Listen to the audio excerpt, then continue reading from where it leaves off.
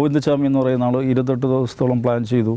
ഉപ്പ് ഉപയോഗിച്ച് അങ്ങേരുടെ സെല്ലിൻ്റെ ഗ്രില്ലുകൾ തുരുമ്പെടുപ്പിച്ചു. പിന്നെ അത് മുറിച്ച് മാറ്റി. ഇപ്പോൾ ഒരു കൈയുള്ള മനുഷ്യൻ ഇത്രയൊക്കെ ചെയ്തു എന്നുള്ളത് അയാളുടെ രക്ഷപ്പെടുക എന്നുള്ളതാണ് അയാളുടെ മോട്ടീവ്. അതിനുവേണ്ടി സർവ്വവും ഡെഡിക്കേറ്റ് ചെയ്ത ഒരാളാണ്. പിന്നെ ഒരു ജയിലിൽ അടക്കപ്പെട്ട ഒരാളെ ഒരു കുറ്റവാളിയെ സംബന്ധിച്ചിടത്തോളം അയാൾക്ക് വേറെ പ്രത്യേകിച്ച് ചിന്തകളോ അല്ലെങ്കിൽ പ്രത്യേകിച്ച് എൻഗേജ്മെൻ്റ് ഒന്നുമില്ല.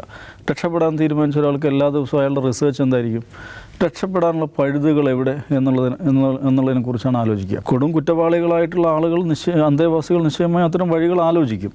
ഇപ്പോൾ കേരളത്തിൽ തന്നെ മുമ്പ് റിപ്പർ ജയാനന്ദൻ ഒരുപക്ഷെ ഗോവിന്ദചാമിയെപ്പോലെ അതിനേക്കാൾ വലിയൊരു കുറ്റവാളിയാണ്.